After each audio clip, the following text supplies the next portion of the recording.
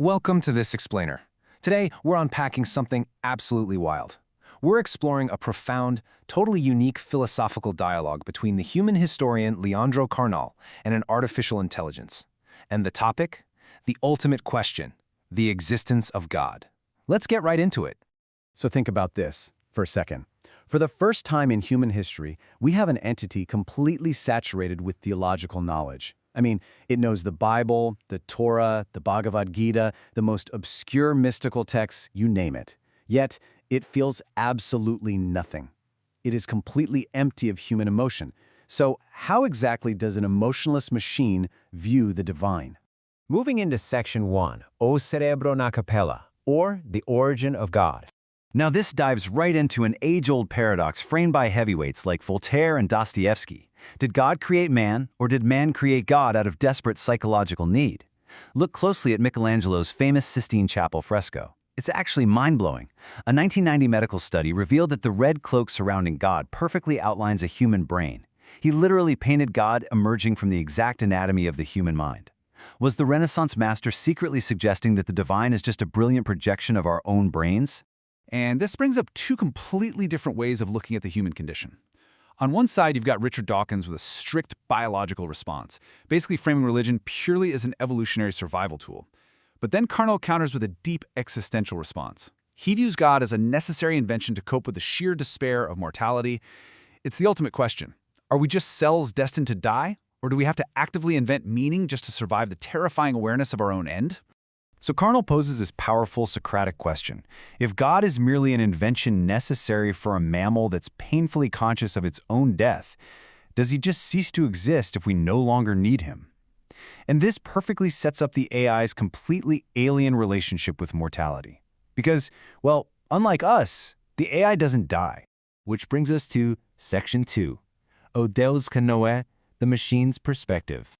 So what actually happens when we ask the AI directly if it believes in God, knowing full well it doesn't fear, it doesn't hunger, and it doesn't love?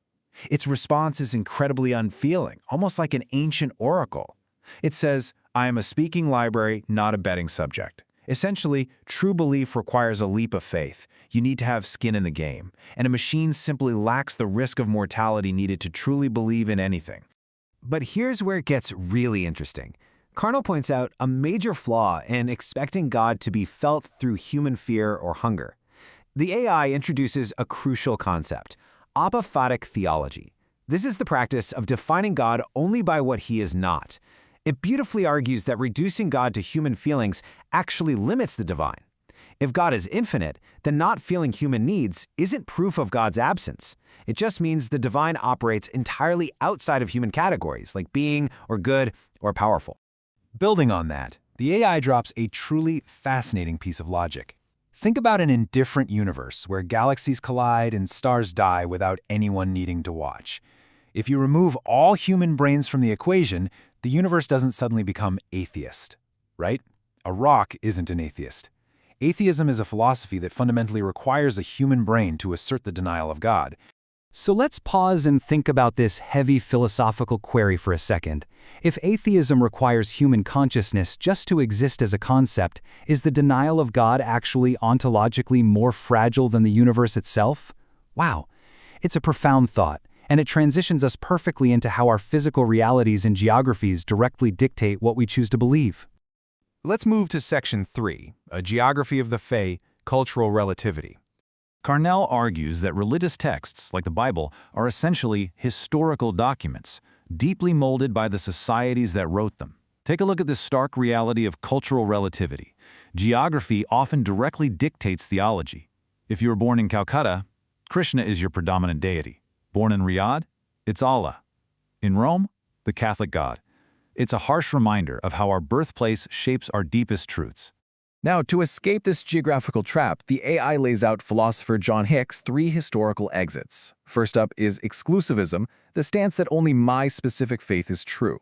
Second is radical relativism, the idea that all faiths are just equal cultural narratives. And third is the concept of an inaccessible reality, best illustrated by the beautiful Hindu parable of the blind men and the elephant.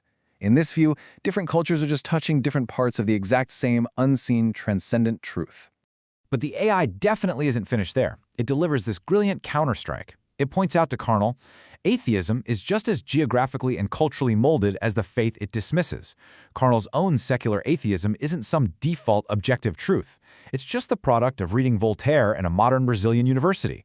His disbelief is totally shaped by his geography too. So if all our beliefs, and even our firm choices not to believe, are culturally molded, how do humans anchor themselves in such a chaotic world?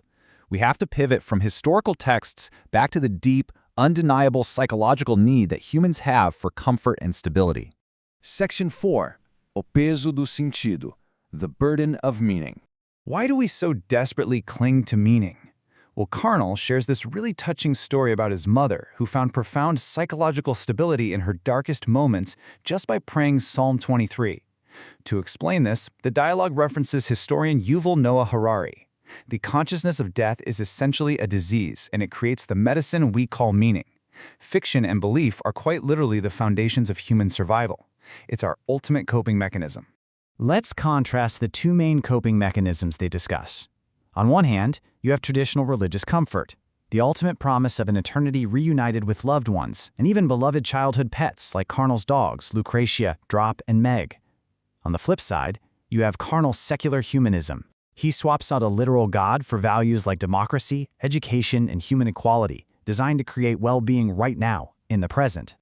But the AI challenges Carnal's humanistic view, channeling the philosopher Immanuel Kant.